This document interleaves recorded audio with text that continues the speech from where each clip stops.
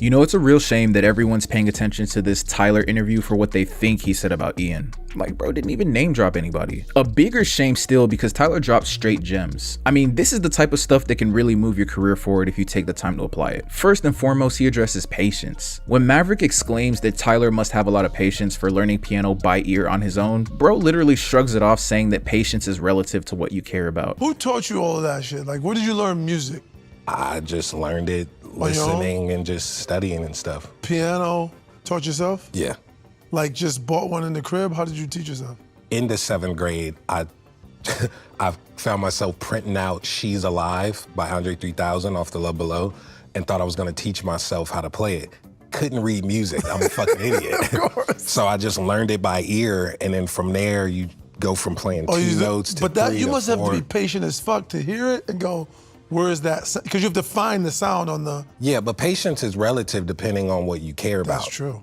That's all I wanted to do. So like, it wasn't like, oh, I want to hurry up and do it. Like, I enjoyed figuring it all out. And this tip really does have to come first, because you have to know that if you don't have the patience to pursue your creativity, it's most likely because you don't actually want to do it. Because if you did, you would just do it. Just do it! But there are some unique exceptions. So if you have a bit of ADHD or just straight up brain rot, check out this masterclass on my other channel to learn more about how to easily focus your creativity. All right, so secondly, Tyler heavily implies throughout the interview that perseverance is a non-negotiable requirement in the character build of a creative. Whenever I give consultation or just reply to someone asking for advice, there's always so many excuses. Oh, I live in a city with no creatives. If only it was back in the good old days when you didn't have to make content. Dang, I only have the demo version of FL, so I can't really do anything right now. Aw man, if only I... and on and on and on and on. By the way, did you know that Tyler produced his entire first album on the demo version of FL? Like my whole first album, Bastard, I put out in 2009, I had a cracked version of Fruity Loops. So you couldn't save the beats. So I would have to make a beat or whatever. And then if I had another idea, I just have to export that beat the way it is, and that's it. So you can't... Because you couldn't go back in later on I couldn't do anything. So because of that, like, every choice I made was like, what's the word I'm looking for? It starts with an I. Intentional. My brain farted, thank you. Everything was intentional. So because of that, like, you get a finer ear for certain choices. And it's interesting that Tyler rounds out this point with the idea of intention, because it's impossible to persevere without intention. That's tip number 3.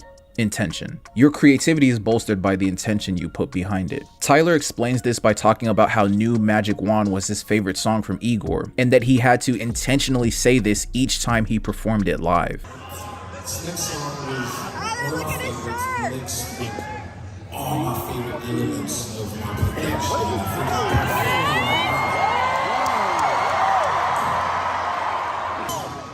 I like saying this because the performance is me kind of sounding terrible for 4 minutes straight. Like terrible, but it's just such a feeling.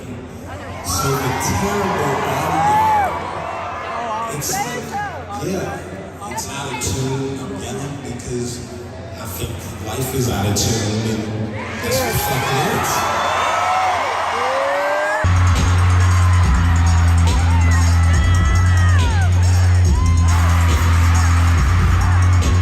And by doing so, Tyler's intent ended up turning this slow burner into one of the standouts on the album. New Magic Wand.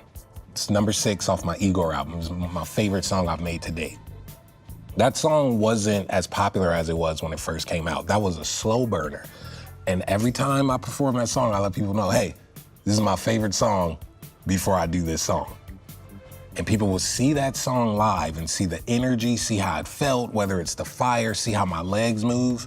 And that song started gaining traction and popularity because it gave some people context. And a lot of people who didn't like that song said they saw it live and was like, damn, I understand it now. Honestly speaking, intention might be one of the best ways to frame your creative thinking. Is there a song or beat you dropped that you want to re-promote or expose to new listeners? If so, come up with 10 content ideas for the track and then space it out over 2 months. Make the content interesting while clearly letting the listeners and viewers know that you're passionate. That's literally what I do on YouTube with this channel and the other one, which is why you always hear As Above, Big Business, and Fish Scale in the background of my videos. I love those songs and they're some of my favorite beats ever. This is also why I'm still promoting the Centerfold drum kit like 6 years later. So the fundamental keys to improving your creative thinking are patience, perseverance, and intention. And if you want to know how to use these character traits to blow up as an underground producer in 2024, check out this video appearing on your screen now.